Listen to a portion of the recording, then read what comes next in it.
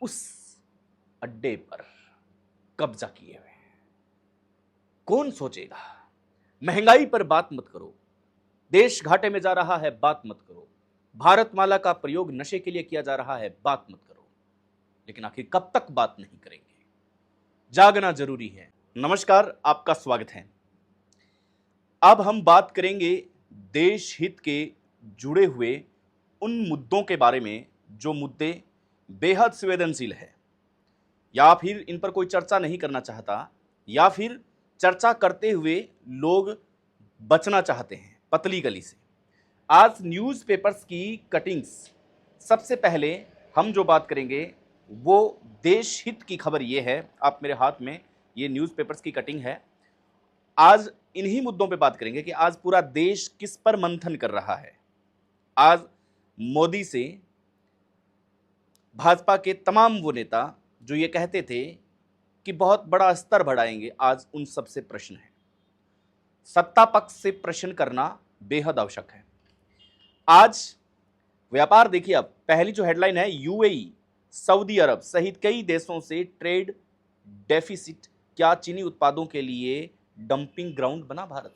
जी हां, dumping ground. समझ रहे हैं आप किस ग्राउंड की बात हो रही है? बेहद चिंताजनक विषय है। चीन से व्यापार घाटा बढ़कर $100 अरब। और जिस मेक इन इंडिया की बात कही जा रही थी, जिस मेक इन इंडिया को प्रमोट किया जा रहा था, आपको याद होगा जब मेक इन इंडिया का ट्रेंड जब भारत में चला था, तब आपने भी एक भागते हुए शेर की, एक दहाड़ते हुए शेर की आपने भी डीपी लगाई होगी, आपने भी स्टेटस लगाया होगा। उसके अंदर काफी ऐसे नट बोल्ट, काफी ऐसे पेचकस, काफी ऐसे स्प्रिंग थे जिससे वो शेर की आकृति बनी थी। लेकिन आज वो स्प्रिंग ढीले हैं। क्या वजह है? देश में महंगाई का स्तर बढ़ रहा है, पेट्रोल के दाम बढ़ रहे हैं। अब तो सुनने में ये आ रहा है कि टेलीकॉम कंपनियां, आपने इस महीने अप्रैल में अपने फ़ोन का रिचार्ज किया? शायद नहीं किया। अगर नहीं किया तो आप अपने गूगल पे, फ़ोन पे में जाइए, जहां से आप रिचार्ज करते हैं। रिचार्ज में ऑप्शन जाके देखिए, जो 299 का आपका रिचार्ज था वो अब शायद 249, 350 के करीब हो गया है। 22% इन टेलीकॉम कंपनियों ने अपने दाम बढ़ा दिए हैं। क्या वजह है? एक तरफ हम ये नारा दे रहे हैं कि सब कुछ सही होगा, सबका साथ सबका विकास, लेकिन कब तक? आज का जो पेपर है, उसके पेपर के अंदर बहुत सी ऐसी चीजें जो आपकी डिस्प्ले पर भी एकदम स्पष्ट रूप से आ रही है। और आज के पेपर ने बहुत ही शानदार प्रश्न उठाया है। देखिए, दक्षिण कोरिया, हांगकांग जैसों से देश में भी हम घाटे में हैं। आपको पूरा बताऊं, चीन तक सीमित नहीं है ये। आप सोचेंगे कि हम चीन तक सीमित है, नहीं, बल्कि यूएई, सऊदी अरब, साथ ही हम दक्षिण कोरिया, हांगकांग जैसे देश है, उनमें भी व्यापार के नाम में हम घाटा हैं। चीन कितना बड़ा, हांगकांग, ये तमाम वो देश हैं जिस पर हम अरबों, $100 अरब का घाटा चल रहा है। अब कहीं ना कहीं टैक्सेस से वसूला जाएगा। अब यहां पर विपक्ष नहीं बोल रहा है, या विपक्ष को यह डर है कि हमने कितना घोटाला किया। ईडी, खाचरियावास के घर ईडी छापा मार रही है। अन्य भी अभी रडार में आने वाले हैं। आपदा प्रबंधन मंत्री का हम सुन रहे हैं, पूर्व आपदा प्रबंधन मंत्री, ऊर्जा मंत्री का हम सुन रहे हैं। तो ये जो तमाम जो चीजें हैं, क्या कांग्रेस के जो लोग हैं वो चुपचाप इसलिए बैठे हैं क्योंकि वो ईडी से डर रहे हैं? गंभीर विषय है। राज किया, 5 साल राज किया उन्होंने, जबरदस्त राज किया, विकास बहुत खतरनाक किया, लेकिन अब उनको प्रश्न उठाना चाहिए। प्रश्न गायब है उनके। वजह क्या है? आप किसी भी क्षेत्र में देख लीजिए, जहां पे पहले कांग्रेस का राज था, कांग्रेस से वो मंत्री रहे हैं, उठा ही नहीं रहे। डोटासरा है, वो दबी जुबान में कुछ बोलते हैं। अशोक गहलोत बोलते हैं क्योंकि ये कद्दावर नेता है, अगर ये नहीं बोलेंगे तो कांग्रेस खत्म हो जाएगी। ये सोचने वाला विषय है कि बाकी के नेता क्यों नहीं बोल रहे हैं। अगर नहीं बोल रहे हैं, उनका ट्विटर देखा जाए, उनकी इंस्टा आईडी देखा जाए, उनकी फेसबुक आईडी देखा, कब वो हमला करते हैं, कौन सी महंगाई पे वो बोले हैं, कौन सी महंगाई पे उन्होंने धरना दिया है। जब आप शासन में थे तब भाजपा के लोग भी तो आपके खिलाफ धरने दे रहे थे, लेकिन आप अब धरने नहीं दे रहे हो। चीन से व्यापार घाटा $100 अरब का है। मैंने आपको बताया दक्षिण कोरिया, देखिए दक्षिण कोरिया, हांगकांग, सऊदी अरब, यूएई, इनसे हम घाटे में चल रहे हैं, फिर भी आप चुप हो, आप प्रश्न नहीं पूछ रहे हो। सत्ता पक्ष के लोग तो चुप हैं, वो तो इस पर कोई जवाब ही नहीं देना चाहते। क्या वजह है भाई? इन चीज़ों की आखिर वजह क्या है कि हमारा देश आज इतना घाटे में जा रहा है? हमें प्रश्न नहीं पूछना है, हम अपनी जिद पे हैं, हम अपने विश्वास में खड़े हैं कि हमें प्रश्न नहीं करना है। देश घाटे में चला जाए, हमें देश की चिंता नहीं है, हमें अपने देश की चिंता है। इसके बाद में एक और मेरे पास कटिंग है, वो कटिंग आप सुनेंगे तो आप सुनकर के हैरान रह जाएंगे। जज के घर जला कैश मिलने पर एफआईआर क्यों नहीं, ये धनखड़ पूछ रहे हैं। बताइए, धनखड़ को आप जानते हैं, कौन है धनखड़? उपराष्ट्रपति जगदीप धनखड़ ये खुद प्रश्न कर रहे हैं भाई। हाईकोर्ट के जज के घर पे जला हुआ कैश मिला, जला हुआ कैश, पैसे, रुपए, लेकिन प्रश्न नहीं कर रहा है। अब दबी जुबान में धनखड़ क्या बोले हैं मैं आपको सुनाता हूं। क्या धनखड़ बोल रहे हैं वो आपको सुना रहा हूं। क्या कानून से ऊपर कोई नई श्रेणी बन गई है जिसे जांच से छूट में एक छूट मिल गई है? अगर वो हाई कोर्ट का, सुप्रीम कोर्ट का जज है तो उसके घर कितना भी केस मिला हो, लेकिन उससे कोई प्रश्न नहीं दागेगा। प्रश्न दाग दिया तो ये न्याय की प्रणाली से, कानून की प्रणाली से बाहर है। धनखड़ ने कहा है कि यही घटना किसी आम व्यक्ति के घर होती तो कार्रवाई की रफ्तार रॉकेट जैसी होती, पर यहां तो बैलगाड़ी भी नहीं चली। बहुत बड़ी बात है कि अगर आम आदमी के घर जला हुआ केश मिलता, धनखड़ असलियत में कहना क्या चाहते हैं? धनखड़ असलियत में यह कहना चाहते हैं कि अगर विपक्षी पार्टी कांग्रेस का होता, आरएलपी का होता, शिवसेना का होता, कोई भी पार्टी का होता, उस पार्टी के नेता के घर अगर जला हुआ केश मिल जाता तो फिर रॉकेट जैसी रफ्तार से उसकी जांच होती। लेकिन यहां पर बैलगाड़ी से भी कम धीमी रफ्तार में जांच हो रही है, हो ही नहीं रही है। यह बहुत बड़ी बात है। और ये कौन कह रहा है? उपराष्ट्रपति। जानते हैं ना आप?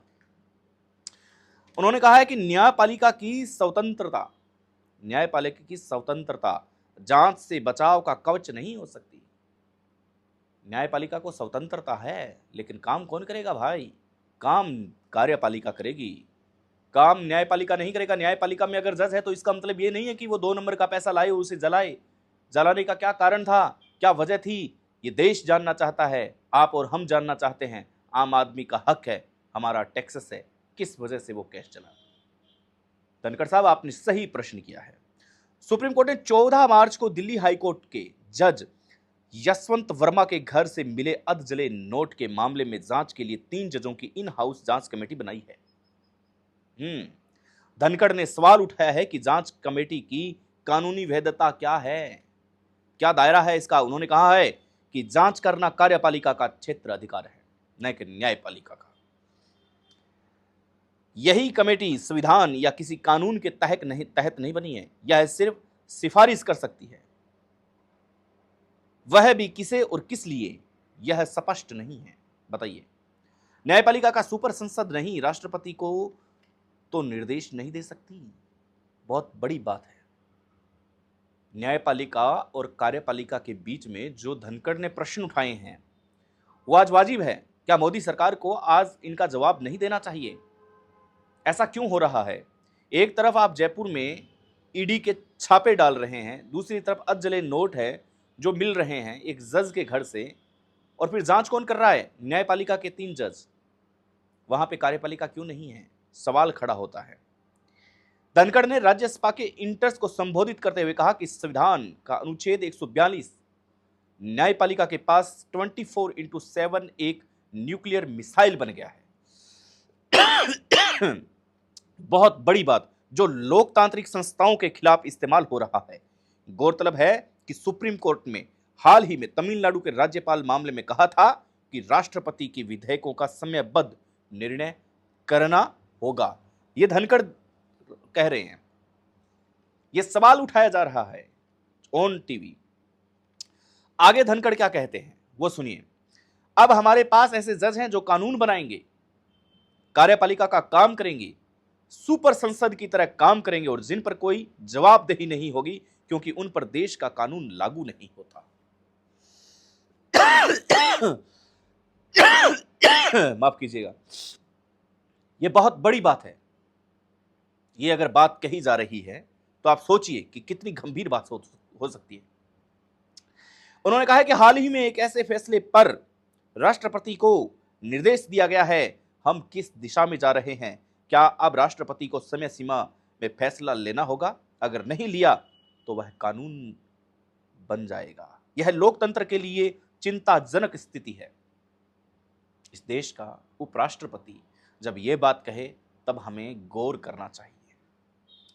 धनखड़ ने कहा कि राष्ट्रपति का सर्वोच्च संवैधानिक पद है और उनका कर्तव्य संविधान की रक्षा करना है। राष्ट्रपति संविधान की रक्षा, संरक्षण और पालन की शपथ लेते हैं। बाकी सभी मंत्री, उपराष्ट्रपति, सांसद और जज संविधान का पालन करने के लिए शपथ लेते हैं। समझ रहे हैं आप कि किस दिशा में धनखड़ ने मास्टर स्ट्रोक खेला है? सवाल दबी जुबान में ही सही, लेकिन पूछ तो रहा है। अब सवालों के घेरे में भारतमाला सड़क भी नहीं बची है। आज का आर्टिकल और पढ़िए। भारतमाला का जो डंका पीटा जा रहा था, ये देखिए इतना बड़ा, ये भास्कर की कटिंग है मेरे हाथ में, इतनी बड़ी। सोचिए आप, भारतमाला पे आर्टिकल छापने को मजबूर हुआ है। वही भारतमाला जिसका जोरों शोरों से प्रचार किया जा रहा था, कन्या से लेकर के कश्मीर तक जोड़ने की बातें कही जा रही थी। क्या है? ड्रग माफियों के निशाने पर प्रदेश की एनएलयू, आईआईटी, एनआईएफटी, एम्स और आसपास से जुड़ी हुई शैक्षणिक संस्थाएं। अब नशा आता कहां है, ड्रग आता कहां है, वो जरा सुनिए। ये किसकी देन है? स्टूडेंट के लिए नशे की सप्लाई का सेफ जोन बना भारतमाला। भारतमाला सड़क प्रोजेक्ट है। एक बार आप चाहे कहीं से एंटर करें, एग्जिट करें, आपकी तलाशी नहीं ली जाएगी। ये भारतमाला सड़क की व्यवस्था बता रहा हूं। भारतमाला पर कहीं कहीं तो एक्सीडेंट ज्यादा हो रहे हैं। आरएलपी सुप्रीमो हनुमान बेनीवाल ने भी पिछले 3 महीने पहले ये बात उठाई थी कि ये भारतमाला मौत का भंडार बनता हुआ दिखाई दे रहा है, लेकिन फिर भी इस पर कोई चर्चा नहीं करना चाहता। ट्रांसपोर्टेशन का सुगम बनाने के लिए बनी भारतमाला तस्करों के लिए सबसे बड़ा अड्डा बनता दिखाई दे रहा है। जी हां, एकदम सही। एनसीबी की रिपोर्ट सबसे पहले मैं आपके सामने रख देता हूं कि एनसीबी की रिपोर्ट क्या कहती है। 15-16 आयु की वैश्विक आबादी का 5% नशीली दवाइयों का उपयोग करता है। बहुत गंभीर बात है ये। विश्व जनसंख्या का 0.7% समस्याग्रस्त नशीली दवाओं के उपयोग करता है। भांग सबसे व्यापक रूप से उपयोग की जाने वाली दवा है। हीरोइन और कोकीन की खपत की कमी, सिंथेटिक और प्रिकप्रेशन दवाओं का उपयोग में वृद्धि। इंजेक्शन से नशीली दवाओं का सेवन करने वाले 18% एचआईवी पॉजिटिव हैं। हर साल 2.63 लाख लोगों की मौत का कारण सिर्फ नशीली दवाएं बन रही है। ये एनसीबी की एक रिपोर्ट है जो आज पेपर में छपी है। अब आपको बताते हैं केंद्र। 3 राज्य है, हरियाणा, पंजाब और फिर पाकिस्तान का नंबर आता है इसके अंदर। पंजाब, हरियाणा, गुजरात और पाकिस्तान हीरोइन तस्करी का मुख्य केंद्र है।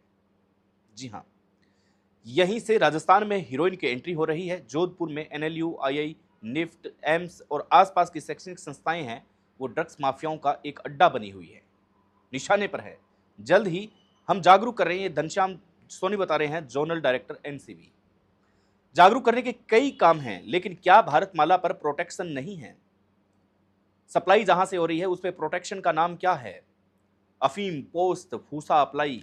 आपने देखा होगा, बड़े बड़े ट्रक जाते हैं, बड़े बड़े ट्रैक्टर जाते हैं जिन पर फूसा लादा हुआ होता है और कहते हैं कि पंजाब से पराली आई है। क्या पराली के अंदर कभी चेक किया आपने कि इसके अंदर क्या है, इसके अंदर की चीजें क्या है? अब बाहर के राज्य देख लीजिए, बिहार, झारखंड, उड़ीसा व आंध्र से आ रही खेप, बहुत बड़ी खेप है। अब देखिए, सवाई माधोपुर, जयपुर, सीकर पहुंच रहा है और आसपास का जो क्षेत्र है वो पूरा का पूरा अफीम और पोस्त और फूसा। देखिए, भीलवाड़ा, चित्तौड़गढ़, प्रतापगढ़, बाना, झालावाड़, कोटा, उदयपुर जिलों में कानूनी रूप से उगाई गई अफीम और बचे हुए पोस्त को फूसे की तस्करी में पंजाब, हरियाणा और दिल्ली में होती है। जोधपुर, जालोर, बाड़मेर, पाली, नागौर, जैसलमेर, बीकानेर और श्रीगंगानगर में इसे आसानी से पहुंचाया जा रहा है। ये कहां से हो रहा है सर? ये भारतमाला सड़क से हो रहा है। इतना बड़ा नशे का अड्डा और नशे के माफिया शैक्षणिक संस्थाओं पे, जहां पे कल को कोई पीएम बनेगा, कोई सीएम बनेगा, कोई कलेक्टर बनेगा, उस अड्डे पर कब्जा किए हुए हैं। कौन सोचेगा? महंगाई पर बात मत करो, देश घाटे में जा रहा है, बात मत करो, भारतमाला का प्रयोग नशे के लिए किया जा रहा है, बात मत करो। लेकिन आखिर कब तक बात नहीं करेंगे? जागना जरूरी है, जागते रहिए, क्योंकि आपके और हमारे बच्चों के भविष्य का सवाल है। मिलते हैं नेक्स्ट ऐसी ही चटपटी रिपोर्ट के साथ। नमस्कार।